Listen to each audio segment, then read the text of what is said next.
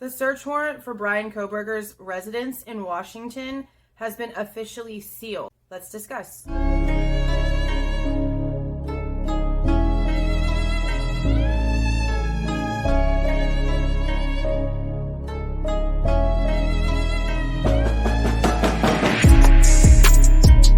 Hey guys, this is Jules with True Crime Reactions. I was actually in the middle of editing a different video that I wanted to get up today when I decided to check out YouTube, and I saw that Harsh Reality was talking about the fact that the search warrants for Bryan Kohberger's residence has been sealed by a judge. And so I decided this was probably more important to get out today. I'll upload the other one tomorrow, because the wording being used in this document and the way that the news media is portraying the words being used in the document are bound to cause a bunch of stupid crazy to happen. The search warrant is sealed. Both the reason for them going in the first place, and then the accounting list of everything they took out. When I saw the reason for the affidavit being sealed, I just thought it was pretty strident. Heavens to Betsy. I mean, I've seen search warrants sealed before, and it says we want to preserve the investigation. But they use this language that was, prematurely end the investigation, threat to public safety. So let's just go ahead and try to nip some of this in the bud now before it gets a little crazy, shall we? I was going to read the Fox and the Daily Mail news articles to you guys, but I figured instead we would just go straight to the source. So I went ahead and I pulled the document for the seal. Let's go ahead and go over a few things. So it shows that the search warrant itself was actually filed in Whitman County back on December 30th. That's the day that he was actually taken into custody by that team of 50 SWAT who took him in at 3 o'clock in the morning from his parents' house. So it states right here, findings of fact. Impact on effective law enforcement and public safety. This matter is in the investigative stage, and while criminal charges have been brought, those charges are not yet publicly known.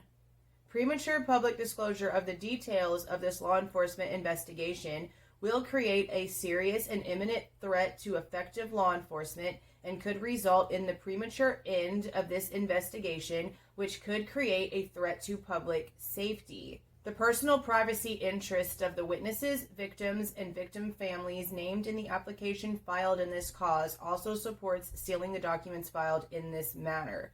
For these reasons, the information contained in the application and the nature of this investigation must be kept secret for a limited period of time. It is estimated the investigation will likely be concluded within 2 months from this date. So an order sealing the file for that period of time is appropriate and necessary. The prosecuting attorney may seek an order unsealing the records if the Idaho investigation and/or criminal case proceeds more quickly than currently anticipated. So that means to me that they think that they have it done dealed.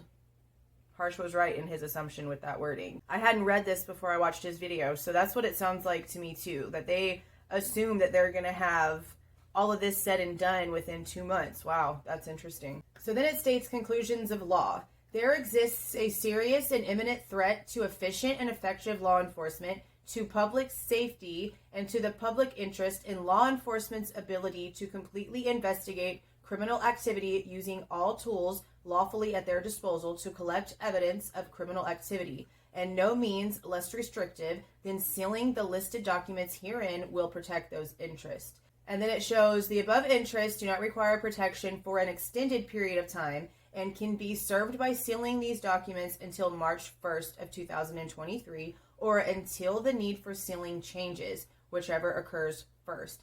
And it shows signed on December 30th. Now, I wanted to get a really good idea of what was actually included in the search warrant.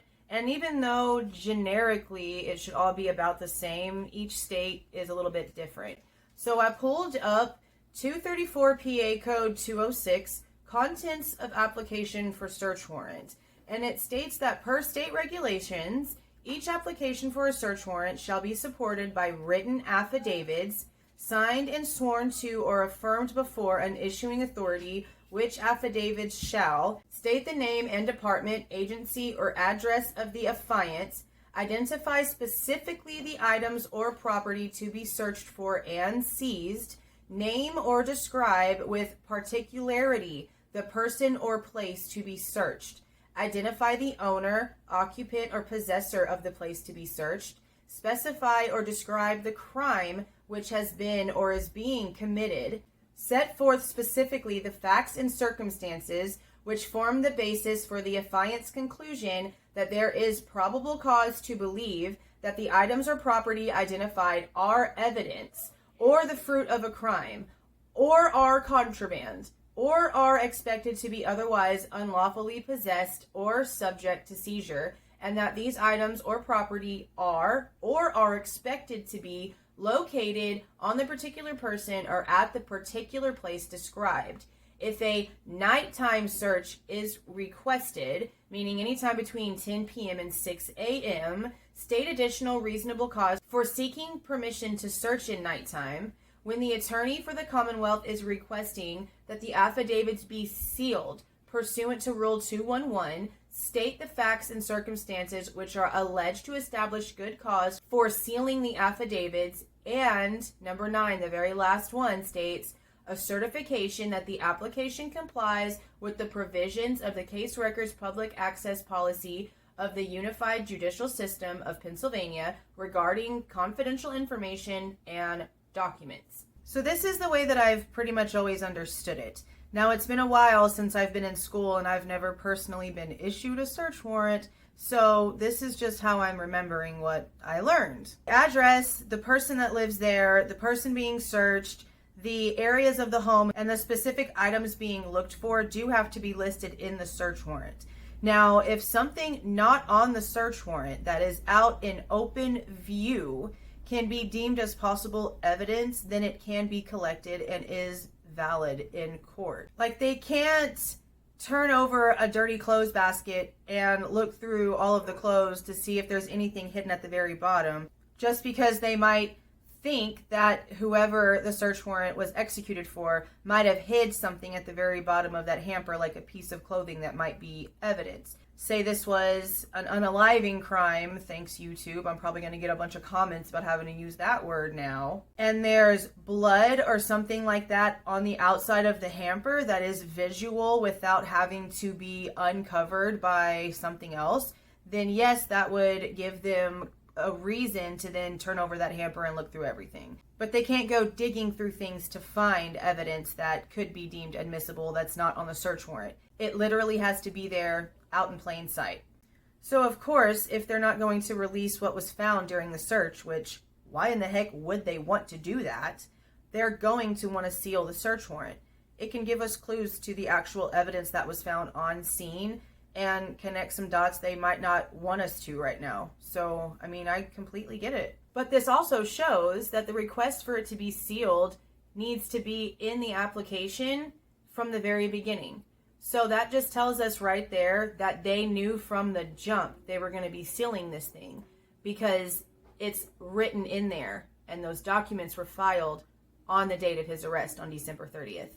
We're just now finding out about it, but these are almost 2 weeks old. Now, again, he does have court tomorrow morning, so I guess we're going to find out what happens after that. I'm not really quite sure what's supposed to be happening here. I know his lawyer had came out at some point whenever he was still in Pennsylvania and stated that he was eager to get back to Idaho so that he could be exonerated, meaning he was going to plead not guilty and thinks he can prove it. But now that he's in Idaho, I'm pretty sure that hasn't changed. One of my viewers commented and stated they heard he was going to plead the 5th, which, I mean, he could, but either plead not guilty or plead the 5th, it's all going to end up with the same results. If he's not trying to take responsibility for anything, which obviously he's not, this is going to end up going for a while. So we're just going to have to hang on for this ride because it's going to be a very wild one, I think. But that's it for now, you guys. See y'all.